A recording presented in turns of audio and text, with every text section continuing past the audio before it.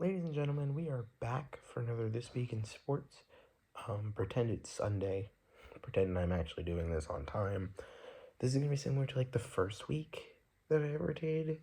I'm just going to be rambling at the camera, except I'm not going to do it in segments. I'm just going to do it all at once. And so you're just going to get a lot of silly little whoopsies. I'm also going to try and be quick because I'm recording on my phone and I don't know how much storage my phone actually has. But you won't see my screen when I'm looking at, but I will be talking about a lot of different games. So let's hop straight into it. Premier League this weekend. Man United have won 3 in a row. This is huge. It's been quite some time since we've even won 2 in a row, and then we go and win 3 in a row. 4-2 win against Brighton. Dominant the whole time. That was the best part. The best part about it was never in doubt. I mean, we were 3-0 up. And I know some people will say, the third goal, it should have been a foul. Maybe it should have been, but we should have had a penalty in the first half. There were a lot of different things that happened in that game. It didn't matter. We scored early. Cunha gets his first goal for the club, and he's been balling out, and I'm so glad that he actually scored to show how much he's been balling out. Deflected shot from Casemiro, you miss 100% of the shots you don't miss, so you might as well go for it. And then second half, we start off strong again. Mbeumo gets a goal, assist from Sechko. Good goal, very tidy goal. I know there was probably a foul in the build-up to the goal, but still, good goal. And then things started to collapse a bit. Made a couple of substitutions of one of our corner kicks. Brighton go the other way and win a foul that shouldn't have been a foul. He clipped the man past with the ball, right? That, I understand he clipped the man, but if you're saying that it's a foul, then you're saying that he was the last man, it should have been a red card. You can give a red card for it. But it's not a foul either, because he's not getting through. He touched the ball way too far ahead. It's just coming together at that point. He didn't trip him up in order to be like, oh, you're not going to get the ball, because that's not the case. He didn't have control of the ball anymore, so it shouldn't have been a foul, right? Then they moved the free kick up a little bit. I did see something about that, and they go ahead and they score the free kick. Danny Welbeck, it's a good, well-taken free kick. All right, nothing you can say about that. The second goal I'm a little disappointed by. It's another corner set piece. We still have our weaknesses, and it is set pieces. And it seems like this year, if you want to be good, you should be good at defending set pieces as well as attacking them. And we're not that bad in terms of attacking, but going the other way, it's not been good. And hasn't been good for over a year. And I don't know why that's the case, but it is. And then, it looks a little bit all hope's lost, and then we score the best goal of the day. And Mbeumo scores a one-on-one, going clean through from passer made in heaven that Bruno very cleverly just leaves behind. And all of a sudden, Man United are sitting 6th in the league. They were 4th after that game. And a lot of other things happened this weekend that are pretty huge. So I'm going to get into it really quickly. Chelsea lost to Sunderland. Garnacho scored their first goal, and he did the celebration and lost. I don't really care what he does. He needs to change his attitude, in my opinion.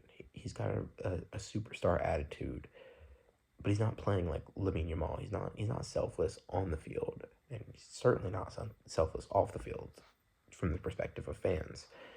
And so now you're sitting here and you're like, you need to improve your attitude, and he's not. He just hasn't. And that's his fault. Like his biggest weakness. So when you play bad, the fans aren't gonna really get behind you because you're not like a selfless person. But yeah, their second goal was ridiculous. How the heck Sunderland's second goal, the winner? How the heck did the Chelsea defenders let this man sit on the ball and wait for support?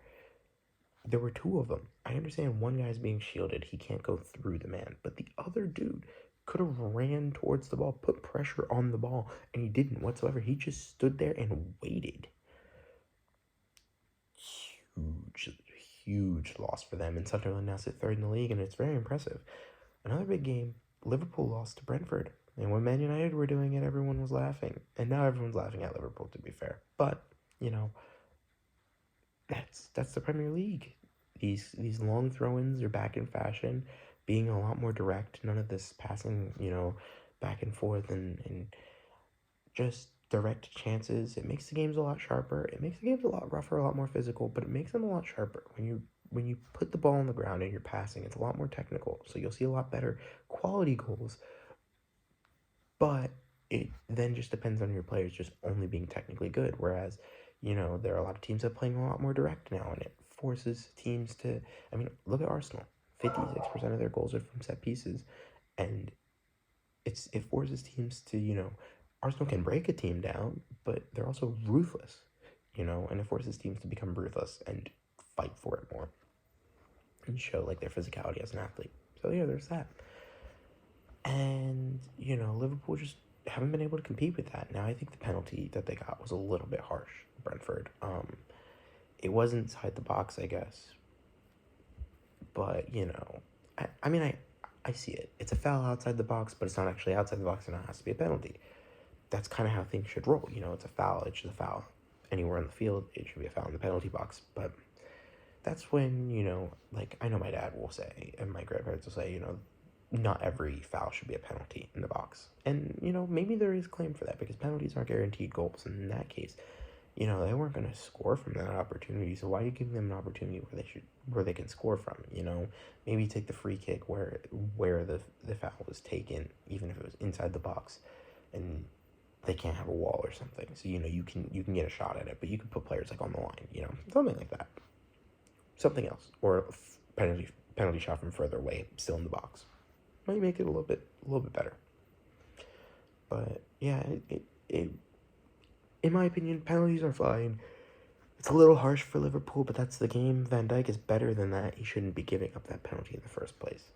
Trying to think of other things that happened. Oh, Brentford's second goal was just abysmal on Liverpool's part. I mean, all of their goals were abysmal on Liverpool's part. There was terrible defending. But you let a man go clean through. You just let him run through the team really easily. And that was really stupid, I think. Anyways, getting into other games, Aston Villa beat Man City. I didn't see much of it. I saw the goal. Very good goal from Matty Cash. He's up for Player of the Month, and he's had a good month. He scored a good goal against Man City, and that was the difference. And Man City, I mean, I do understand them. They win a couple of games, everyone says Man City's back, but I know personally they're not back. They're not that good. They are a top 4 team, but I don't think they're like title challengers. I think far and away right now, Arsenal are, Premier League champions essentially, and everyone else is fighting for a top 4 spot. That may or may not be guaranteed to them. Like Man City are probably the most firmly top 4, but that, in my opinion, like, Haaland gets injured tomorrow for 3 months, and they're done for that time. They're not winning many games. They're so dependent on him to score goals. So, but they do have good enough defense where I think they can hold the fort down and not concede as many. So, there is that. That's why I think they're better than Liverpool. I think defensively much more secure. Yeah. And now on to the biggest game of the weekend that didn't happen in the Premier League, and that would be El Clasico. Actually, before we get into that really quickly, I just want to shout out the fact that Arsenal, the past couple of Premier League matches, have not conceded a shot on target, let alone a goal, and that's very impressive. And they've only conceded 3 goals this season, and so I think if anyone's going to break that Chelsea record, it would be this Arsenal team, and that in itself is impressive. That 15 goals conceded in a whole season, they look like they care about the clean sheet more than anything, and it's impressive. All right, now let's head into the El Clasico. Real Madrid, Barcelona, one of 2 games that decides La Liga each season. And this time Real Madrid came out on top, and it was a good one. A lot of passion, a lot of heated arguments. You could really sit there and say, it's classic El Clasico. They all left their they left their hearts on the field there, and you gotta respect everyone. Mbappe scored, Bellingham scores what seems to be the winner, Fermin Lopez with an equalizer, and a couple of red cards as well. It had everything, It had drama. It had, beef. It had goals. It had toughness, and it was a good El Clasico that I didn't watch, but I knew all of the stuff was in there because I did see highlights. And very quickly, I want to move on to the Carabao Cup midweek, and I just notably want to say, I know that Tottenham lost. I know that Chelsea squeaked out a 4-3 win, and Man City won, and Arsenal won. But I really, really want to point out that Liverpool Crystal Palace game, rather interesting. And now Liverpool have lost 6 out of 7. I think that's a big thing, and I think people over exaggerate. I think Liverpool is still a very good team. I think they'll still probably qualify for any European thing. They'll probably still finish top 4. It's just now they're in a period where their attacking signings aren't clicking. They need time to adjust, and because you're changing your whole attack, and your attack hinges on that. And at the beginning of the season, they were scoring goals. You really need to rely on your defense, and it feels like the entire team needs to click, especially defensively, and that's the problem. They don't have that same defensive ferocity that they used to have.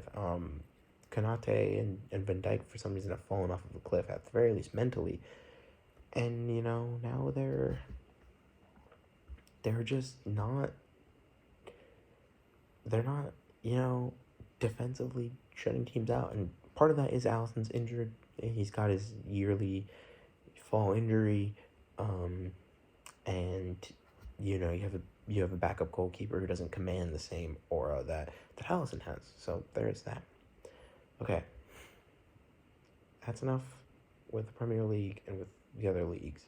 Let's get into baseball.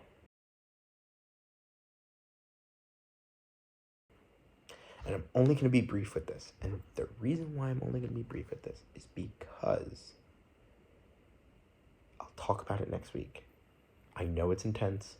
Right now, as this gets released, it'll be on the off day.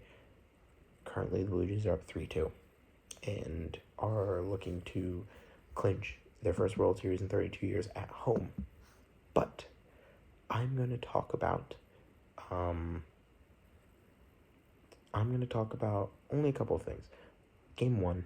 I'll talk about Game 1, and maybe I'll talk about Game 3. Game 1.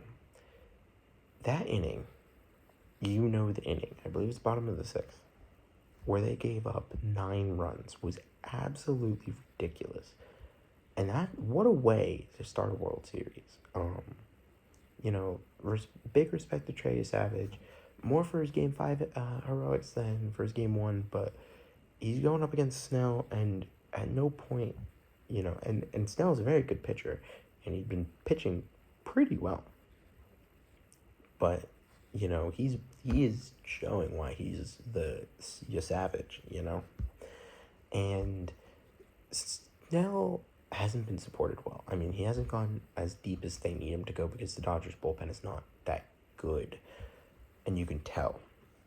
And there's one anomaly, and that is Game 3, because that game went 18 innings, and the Dodgers had shut out the Blue Jays for half of the game. It was a double game, which was absolutely ridiculous.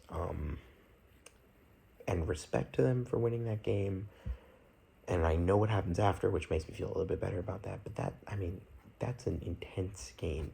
People thought they'd won it, hitting warning track a couple of times, walk-off home run by Freddie Freeman, and you think it's 2024 all over again. Just with a different AL East team. But, respect so far for the Blue Jays for pulling it back to 3-2. And I'm very happy about that. It's just one more game. But, okay, so I ran out of storage, and I'm now filming this part again. But yeah, respect for the Blue Jays for making it 3-2. Very happy about that. And yeah, those Dodgers still have a chance, though. They got Yamamoto pitching Game 6, and he pitched a complete game in Game 2 with 1 run allowed. Every other pitcher on the Dodgers gave up 5 to 6 Blue Jays runs, and I mean, that's probably the formula for success. You need to score 5 or 6 runs. But yeah. Okay, well, on to what's going to be my favorite topic this week, the NBA. And it's not because of what's happening on the court, I could care less right now. It's the stuff off of the court. This is ridiculous. the NBA scandal, the betting scandal, for those of you who don't know, I don't know much about it. I believe the FBI has investigated. It's this stuff that's happened over the course of the past couple of years with specific players who are, you know, telling people to, you know, bet the under on them. They you know, give people the heads up. So there's a big spike, like their own inner circle. There's a big spike on the under for a specific player for points, for example, and then they throw hardcore, and those people get their bets. And it's really funny because they found out immediately. Like the first time it happened, they're like, "Yeah, that's illegal to some degree," and yeah, it was. And so here we are. And you watch the footage, and yeah, they're guilty. You don't think you can ever only make so much money, but you need more money. Yeah, they're super guilty, and it's really funny. And then also there was another thing with one of the coaches, I believe, who with the Trailblazers, I think it was, who had an in with the Mafia, which is ridiculous. That's ridiculously funny, by the way. Didn't think that the Mafia in 2025 is still, you know, moving crazy and onto basketball of all sports as well. So, yeah. And also, if you see me like looking out, it's because it's like a mosquito in my room, and I'm really scared that it's gonna just come back and I have to fight it again, because I haven't been able to see it, and I've been waking up with bug bites. It sucks. Pray for me. But anyways, yeah. So that's really interesting that the NBA is being investigated, or players of the NBA are being investigated, because they're probably guilty, and I can't wait to see what more that brings. But yeah, I mean, you watch the footage, and it's like, they're throwing. You watch some evidence, and you're like, that's the easiest throw I've ever witnessed. But yeah, that's all I have to say about the NBA. I know it was short, but this is the parts of the video that are going to get a lot shorter, because I'm talking about things that I know a lot less about. Finally, the NFL.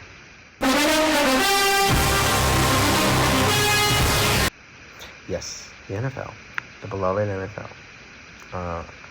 The Jets won a game, which, I would be happy about, except, they lost 7 in a row, so why not? They should have just gone 0-17. But, for people who think they can win 9 straight and make a comeback, good. It was a good start to the win. But nobody's that delusional. And even then, they only won by 1 point. It's an exhilarating game, 39-38. And yeah, fair play to the Jets. Although you only did just beat the Bengals, so let's not get ahead of ourselves, alright? Everyone else will still slap you silly, unfortunately. But yeah. Other big news comes from the Giants. This is the only other big news that I actually paid attention to this weekend. And Cam Scatterbroo's injured, which is really sad. He did it by running through a brick wall. It's not true, but dude is a menace. I mean, if you've seen footage of him in college, just wearing a helmet, banging his head on a brick wall over and over again, you'd be surprised that he's injured. But yeah, he's been really exciting so far, and hopefully that injury doesn't last long, because the Giants need him. For their sake, they need to see the Jackson Dart Cam Scatterboo duo perform in order to enjoy something. But I don't know why I'm talking about enjoyment. I literally watch the Jets week in and week out, so there's that. But yeah, I'm just going to keep it really short this week, and thank you so much for watching, everybody. I hope you really enjoyed. Please press like, subscribe, and next week will be a long video about the World Series. Hopefully I won't be crying, but we'll have a lot to talk about, and I can't wait to talk about it with you. So yeah.